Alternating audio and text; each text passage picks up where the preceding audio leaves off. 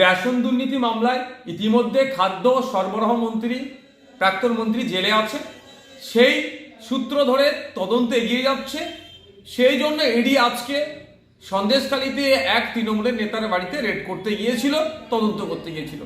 সেই সময় সেই নেতার অঙ্গুলি হেলনে কিছু মানুষ যেভাবে ইডির কর্তাদেরকে ঘিরে ধরে এবং সিআরপিএফের জওয়ানদেরকে ঘিরে ধরে তাদের সাথে যে আচরণ করলো, তাদের মাথা ফাটালো, কোনোভাবে এটা কাঙ্ক্ষিত নয়।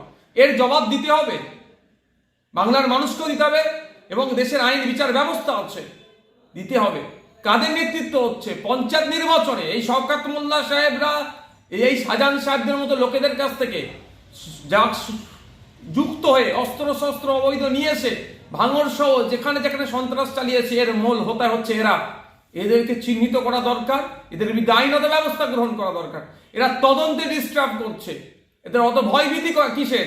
যদি এরা নিষ্পাপ হয়, যদি এরা নির্দোষ হয়, তদন্তকে সহযোগিতা করতে পারে। তো উল্টে কি করছে? মানুষকে লেলিয়ে দিচ্ছে, লেলিয়ে দিয়ে এদের উপর আক্রমণ চালাচ্ছে।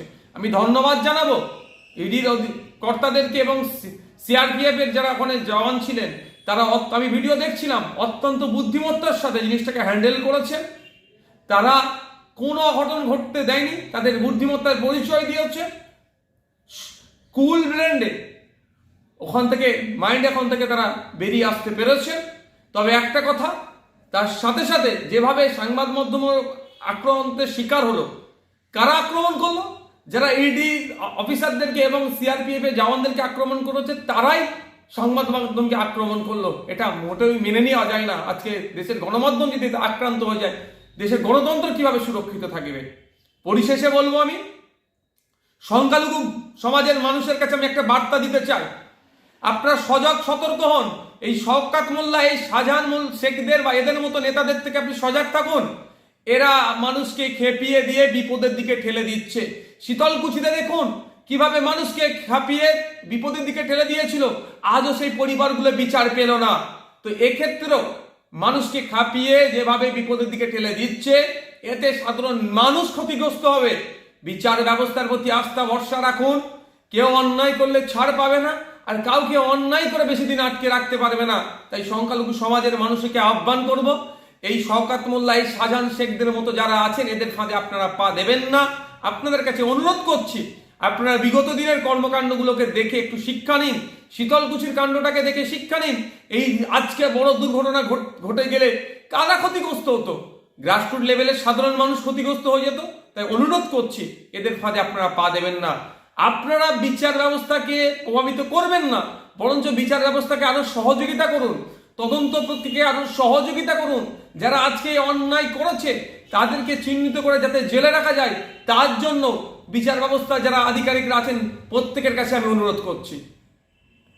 আর যে শাহজাহান সাহেবের কথা এখন চর্চা হচ্ছে, কয়েক বছর পূর্বে মন্ত্রী সিদ্দিকুল্লাহ চৌধুরী সাহেবকে এই শাহজাহান শেখ সেখান থেকে এক প্রকার অপমান করে ধাক্কা দিয়ে তাড়িয়ে দিয়েছেন।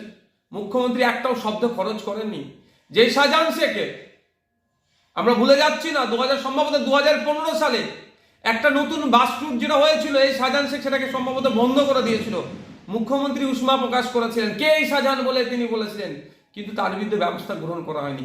অ্যাকচুয়ালি এদেরকে দিয়ে যত ওই অবৈধ ব্যবসা বাণিজ্য, অবৈধভাবে মানুষের উপরে আক্রমণ, ভোট লুট এদের দ্বারাই হয়।